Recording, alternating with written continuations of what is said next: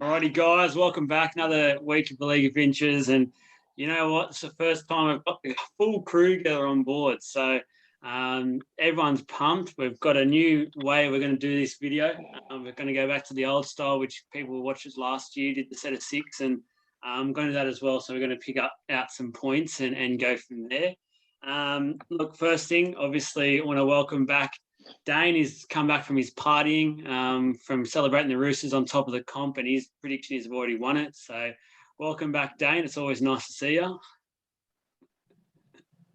Thank you. Yeah. And look, we've got obviously Sid's always back. He's got a drink in hand. He's celebrating the Dragons win like it's the premiership. So congratulations, Sid. Don't say too much, but welcome back. Cheers, boys. 4x gold, mate. Quality. Go the Dragons. Fucking mid-strength beer for a girl, mate. And to be honest, I know Josh and Jason disappeared last week, and it looks like Josh did his annual trip to the moon. So he's sort of run away from the Bulldogs' problems at the moment, and he's gone, you know what, I'll go up to the moon. I'm safe there.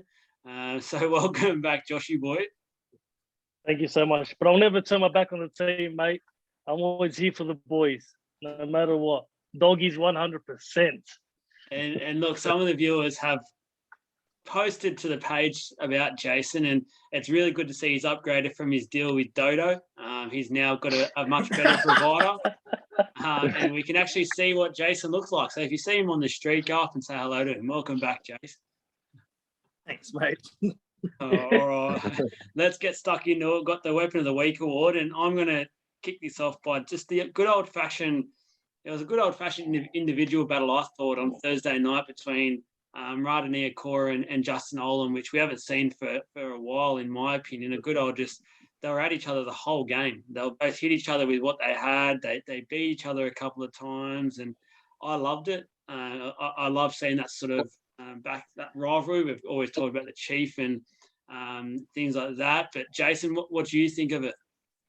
And I thought it was great. I thought Neokora really stepped up. I didn't think of him much as a centre. I didn't think he could play centre, but mate, he proved me wrong, and I thought he had a great game. And to be honest with you, I think he should be starting there more often, to be honest. It's a hard position to get down pat, especially when you're not a noted centre, but he looks like he could do quite a good job. And Parramatta fans have been questioning Wanga Blake over the last year and a bit with just some of his defensive reads, and Nikora is all over it on the weekend. So, look, Dane, I know you're in a household of basically Melbourne fans. What did you make of the matchup? Because no doubt you did watch it. Oh yeah, look, I think as Jason touched on, I think Nikora, I think he's a bit of a weapon. He's tough, he's strong, and there's nothing better than two players going at each other all game. And I think it was great. Yeah, it was basically our version rugby league porn. I'll go out and say it. It just got you going. It just got the blood pumping, and I'm all for it. So bring it on this week. Can people verse each other more often? We love it. Let's start it off. Let's go to the first tackle, though, and a big talking point that has been on the page and just around the rugby league world the last few days, which was the Felise Kaufusi elbow. And we've had a bit of a chat already quickly off air about it. And I want to talk about it in terms of, was the punishment fair for the judiciary? And the second part to that, was the punishment fair on the field? So should he have stayed on the field? Sid, what's your comments about this one? Straight red card. It's been going on for years. We've discussed it on the show as well. The refs are scared for, I don't know why. Straight send him off. That's it, In soccer, they send. If something happens, they just send him. It's, the world game. Why are we, the refs, they want respect. And we respect what they do because it's a loveless, thankless job. But grow some cojones, send the guy off. I guarantee you the league will back him up, and the players respect him. Say, you know what? He's taking control of the game, and he's seen it. And on top of that, we've got the aid of the video. Get rid of him. That's it. Yeah. Is 2 weeks enough? Look, it's about right if there was a send-off. Because that doesn't benefit Parramatta, what he done.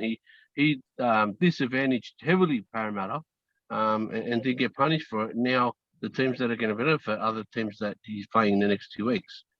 If there was a send-off, 2 weeks is enough. And it was a cheap shot. It was a grubby play. He went way over the line. 100%. Josh, what was your thoughts on this matter? I'm just going to keep it short and sweet here, man. That's the biggest dog act, mate. The bloke's defenseless. You know, he's holding the ball. He's being tackled. And you want to elbow him in the face. Ball is falling. It's the biggest dog act, man. Being sent off 2 weeks, no way 2 weeks is enough. That's a legit five match ban. Legit. That's a minimum 5-match ban. That's my look, it annoys me that, It just annoys me. Like, he got away with it. Yeah, What do you do, man? We've all been around the game long enough to know how people fall in tackles and things like that. We've never seen someone fall down in a tackle like that before. So it's obviously I find it's probably the most deliberate act you could do, get the elbow into that position. Jace or Dane, did you want to add to what's been said so far? Dane, you go first, mate. Yeah, look, I think dog act. I think they should start fining players $5,000 for every week that they are suspended. I think it should have been a send-off, and I think it's a minimum 4-week suspension. Because if you don't start suspending these players for longer, they're going to think that there's room in the game to do that sort of grubby stuff. So I think harsh punishments, people think twice about doing dog act or dirty stuff in the game, and there's just no place for it. Play fair, good footy without that grubby stuff, and yeah, that's my thoughts on it. I think you can go back and watch the video. You can see that he's done it deliberately. You can see that jerking motion where he's deliberately tried to drive that elbow into Madison's face. And to be honest with you, I'm a bit disappointed with the fact that the video ref had nothing to say with it. He has a say in everything else. He would have had time to go back and watch that in slow motion and seen that jerking motion and seen that they did it deliberately. It's a different story if Kaufusi already had his elbow or forearm up against Madison's head, driving him to the ground. It's a different story. But the fact that there's separation there and then he's lunged forward with that elbow again to drive it, complete dog act, should have been sent off immediately. And I've seen guys get sent off for like lazy arm high tackles, just leaving out a lazy arm and taking someone's head. I don't know what more you have to do to get a red card nowadays, and he should have got 4 weeks, minimum 4 weeks. Yeah, I agree, and I love all the answers. I love Dane's especially because it looks like he's actually done a bit of research for tonight, which I'm impressed with. He's obviously been, if anyone doesn't know by now, Dane has hurt his back and he can't really do anything. And he's obviously just been back and watching any rugby league clips he can in the lead up to tonight. And Dane, well done, mate. I know you've been through a bit the last day or two, so credit to you. Thank you. Appreciate that, Joel. I've got some things to say about this matter, but I'm going to leave it to the third tackle because it sort of fits into the same points I'm going to make. Second of all, second tackle, I want to talk about Manly. I watched them on the weekend, and I know that for some of that game they were in it with South, but for mine, South's always in control of the game. They were sort of just in cruise control for a lot of that first half. And for mine, the team selections are questionable. I don't know what Hasler's coming up with. He's got some really good young talent in Schuster and Cust, and they're not getting the game time for mine that they should be getting. But my other main problem for this team at the moment is Cherry Evans. And I watched him on the weekend, and as captain, he's supposed to be leading from the front now. He was milking penalties. He was arguing with the ref every chance he got. And for mine, just showing some really poor leadership throughout that game. And that they're a club at the moment missing their key player in Turbo and down on confidence. They don't need to be getting involved with that stuff. Sid, what are you making of Manly at the moment? In short, they're a shambles at the moment. And in reference to DCE's behaviour, it's all the telltale signs of a desperate man, trying every little trick and trying to argue every toss. It reeks of desperation. They're a mess. The defence is all over the place. It looks like players don't trust each other. They're running behind their teammates to make tackles, and then they're getting each other's way. Some of the South tries were just they were running plays, and then the guy would be with the ball, and you go, oh, hang on, there's a gap here. These guys are just tripping out. It was just some of the worst stuff I've ever seen, and their attack is not far behind. Their attack's a shambles as well. I don't know what's going on up there, frankly, but they've got big problems. Yeah, and just on that sin bin effort, he got the softest touch from Latrell. He literally continued to run about 8 meters. I ended up watching it a few times. He's run about 8 meters, and then he's fallen over. I don't know how the referees look at that, the video, and go, yeah, that's a sin bin. What has happened there? It's clearly a milk for everyone to see. And I was glad that the referee caught him up on it a few plays later when he tried to play the ball, and he just stuffed it up. And the ref goes, mate, that one's on you. I can't get you out of that. So, Jace, what are you seeing about Manly at the moment? Like Sid said, I think they're just a desperate team at the moment. DCE, the guy that's supposed to be leading, just looking for excuses, looking for penalties, looking for way out. I really don't know. They just team selection definitely. And Turbo coming back, he's one man. I don't think even him coming back is going to help them win many games. Yeah, they've got issues because they've got 3 or 4 players who are basically effectively a quarter of their salary cap, and their problem is every time 1 or 2 of them get injured, which is happening at the moment with Turbo, and Cherry Evans is out of form. They don't have the depth to replace anyone and really put pressure on certain players because they don't have the salary cap remaining for it. Josh or Dane, you have any quick points to make on the Manly matter? No, not really. You blokes hit the nail on the head with both of them, man. So that's pretty much everything I have to say.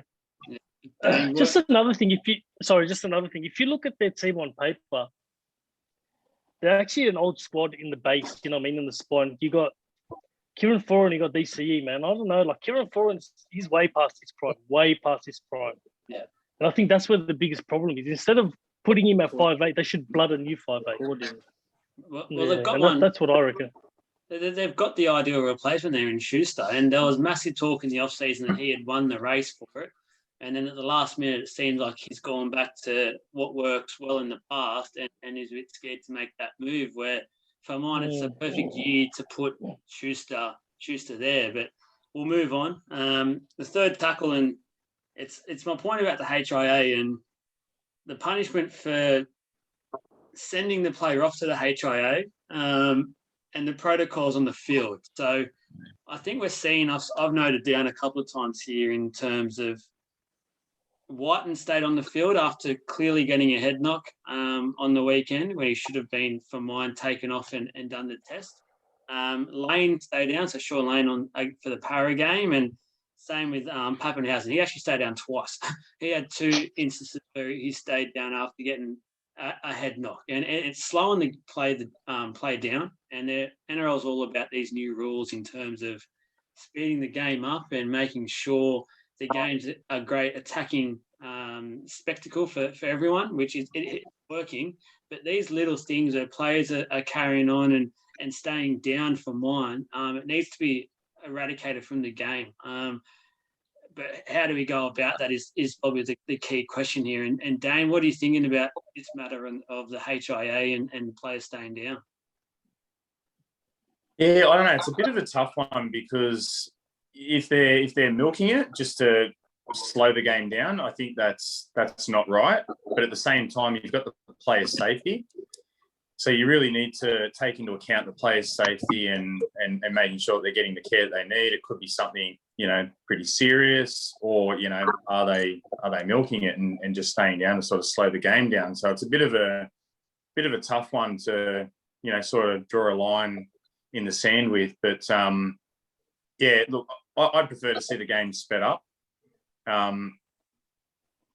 I don't know. That's a tough one. It is a tough one. Like if players are milking, I mean, I don't know that you should get a penalty for it if if they're okay. But I suppose you have a quick review of it and then you try and get them off the field. That's all I can come up with, really. The big problem here is that, for mine, I would say if a player comes across with a leading arm or whatever it is and it knocks the player out and he has to go to a HIA, that player who's done it has to go at least for 10 minutes. The HIA test takes 10, 15 minutes. He has to cop that same penalty. If the player can't come back onto the field, they end up knowing that within that 10-minute time frame, the player's sent off. So he actually has to do the same punishment as what he just made that player I agree.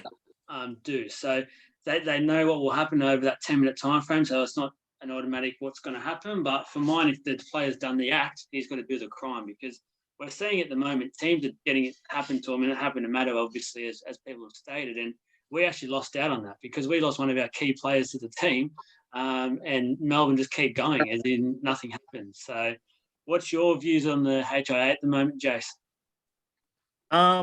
Yeah, I think there needs to be some sort of punishment, especially if the player who's committed the penalty, or the head high or head not. If he's placed on report, then definitely I think they should spend that time on the sideline. Because there are accidents that do happen.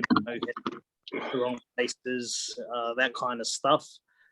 But I think the team that's committed the act, they should definitely be penalised if they've been placed on report. And I was with you as well, Joel. Like there's a few times there during games where I was questioning why certain players hadn't come off, and then one of the commentators explained that if the referee stops the game, then that player doesn't have to go off for that 2 minutes. Whereas if the trainer asks for the game to be stopped, then the player comes off. That's what I didn't understand, but that the commentator cleared that up. But there needs to be some sort of repercussion for it, because too many teams are losing out, just like Parramatta did with Madison.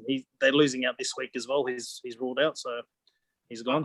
I get the argument and the rule about the injury as such. I think that needs to change when it comes to head knocks, though. I think if it clearly can see a player suffered a head knock and the game's going real serious at the moment about the concussion protocols and things like that, he almost has to go off. The way that the game is now about it in modern day sport regarding knockouts and head knocks and concussions, I think it needs to get to that stage where if a player shows it, so Pappenhausen copped a knee to the head while playing the ball. It's unfortunate. It was an accident. But for mine, he needs to go off and do the protocols, because he's now out this week. I feel like it's because of that. They've used the neck excuse, but I think he's actually had some concussion protocols happen to him since then. Said, what are you thinking about this sort of matter? Yeah, I was actually going to ask the question that Jason answered, but I wanted to know, did I read correctly that if somebody goes down, if he lays down, does he get off for 2 minutes now? I thought I read that new rule. But Jason, you clarified that it's only if the ref calls it. I don't think that's right, because that rule, I think, is to eradicate the milk-up, because effectively what we're discussing here is two issues. One is if there is a legitimate head knock, do we punish the instigator if it's intentional or bad? That's fine. We've discussed that. The other one is about milkers. And Melbourne were under the pump. And those two incidents with Pappenhausen, it looked like this certainly fit the criteria for milking. And to eradicate that, if you're down, all right, get off for 2 minutes and get yourself sorted. That was the whole point of that rule. But now there's this condition that comes with it, where if the ref doesn't call it, then they don't have to get off. I don't know. What's the point of that?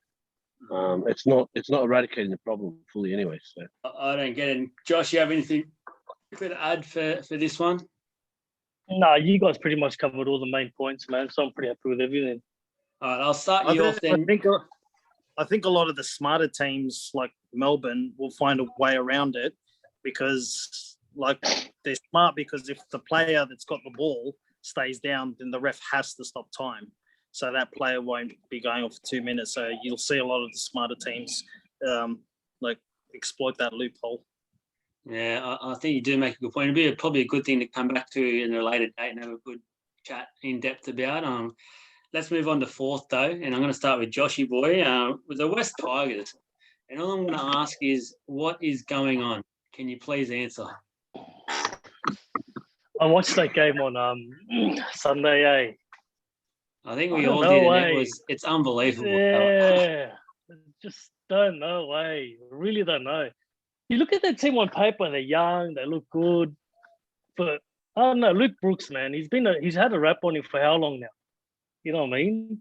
He hasn't got into a final series. Exactly. He's been the next big thing for Tigers for 5, 6, 7 years nearly.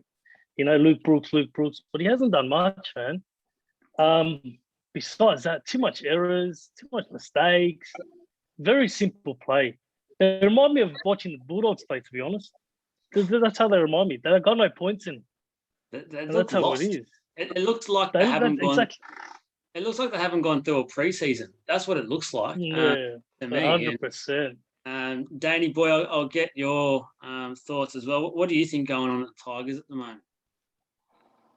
I don't know. I think they've got the same planning team as probably Manly at the moment. Like they're just, I don't know. It's just like old style footy. There's nothing flash about it. They're literally just sort of speed humps. A lot of errors, as Josh just touched on. They're just rubbish. I don't even take the time to really watch their games. I might, come and have a quick sneak peek and see what the score is. Luke Brooks, that kid he's probably not even a kid anymore. He's been overrated. He had 2 to 3 years to really prove himself and prove his price tag and all the hype around him. He's so predictable. He's overrated. I think they need to just get rid of him, to be honest. Send him to Super League or somewhere else, and bring some new fresh blood into the halves and into the attack. And yeah, they're just rubbish for mine.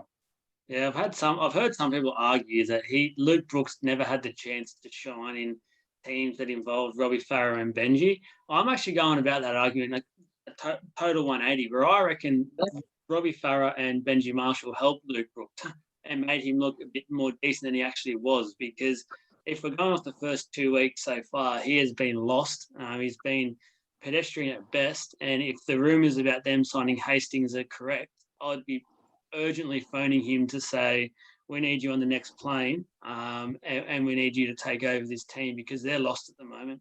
I know they've versed 2 really good sides, but even when you verse those good sides, you can at least show that you're committed and you've got something going for you, and they just did nothing. We don't have long to go in this video, unfortunately, but Sid, I know you talked a lot about the Tigers. Do you have anything quickly to say about them? Yeah, well, you and I covered a lot last week. It's like the boys don't watch the show that the episodes they're not on, because you and I discussed it at length. The problem with the rough signing. He was one of the big 4, and they penned him down in big dollars, but no one was getting that money. I think he's on 850K or something like that. And it just hasn't paid off. He's been there for a good while, and I know it sounds like we're bashing Luke Brooks, but if their best player is Jacob Little, the hooker, there's a worry who very, very little known player. He's just running rings around it by himself, and the rest of the team's all over the shop. I reckon Dane Laurie's probably the best player at the moment, to be honest. Yeah. So I reckon. Yeah, I agree. I reckon Dane Laurie and Little are their top 2. Probably their 2 smallest players on the field. So go and make that what you will. So, look, I was going to go on to the 5th, which is the Dally M's. I'll quickly touch on it, and I've given the other 3 their limelight. I'm going to give Jason his go here. What changes would you make to this system? Because I think it's clearly flawed. There's been that many questionable decisions over the first 2 weeks. Kiri and Gutho both sit on 0 points after, for mine, earning at least 3 points out of the 6. Where do you sit on it? I think they need to stop getting former players, like especially players that have played in the last 5 years or so, to vote on it, because clearly they got their favourites.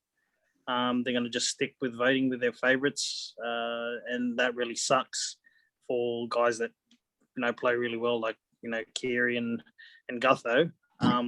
But Billy Slater's still getting votes. That's what I've heard. He's a front runner. Wouldn't surprise us. Maybe fan voting system.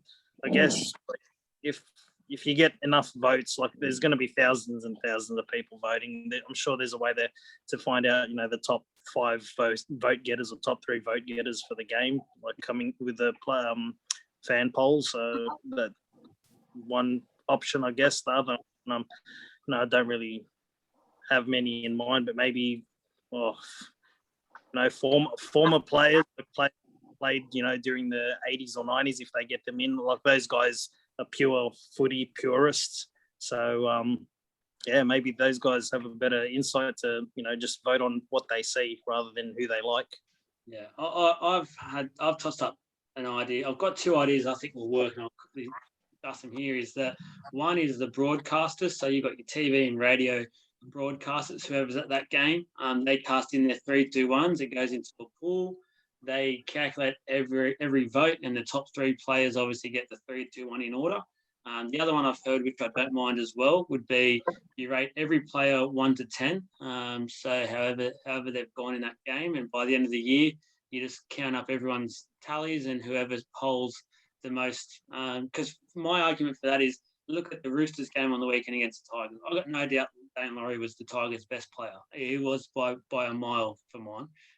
But the Roosters had probably 8 or 9 players that were better than him. So I don't think it's fair that he's come away with 1 point where there's clearly 8 probably other players that deserved it. But we've got literally 4 minutes to go, boys. I'm going to get you tips for a couple of the key games. I won't get them for all of them. Just give me, I'll go to your name and just give me a team, one team answer. Dane, Penrith Storm. Oh, tough one. You've got a couple of key players out, Paps and Thingy. I know it's not a one-word answer. I'm going to go Storm without Cleary. Sid? Yeah, Storm. Josh? Penrith, Luai, man of the match. Ooh, Jason? Penrith, if Burton plays, Burton man of the match. Yeah, I'm going Panthers as well. I'm going Luai to have a field day. He'll really step up. South and Roosters. Danny boy. I'm going to go with Hart. It's going to be a tough game, Roosters. Yeah. Sid? Oh, man, that's tough. I'm going to go 80-minute draw. Ooh, Joshy boy. I'm going to go the Roosters. Tedesco's in career best form here.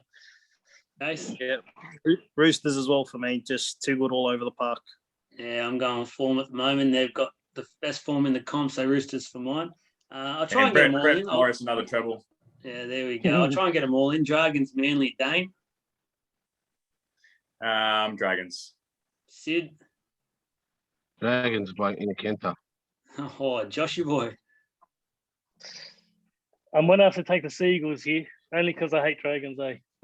Nice. You hate winning. Dragons only because they play Manly. Raiders, Warriors, Danny boy. I'm going to go Raiders. Sid.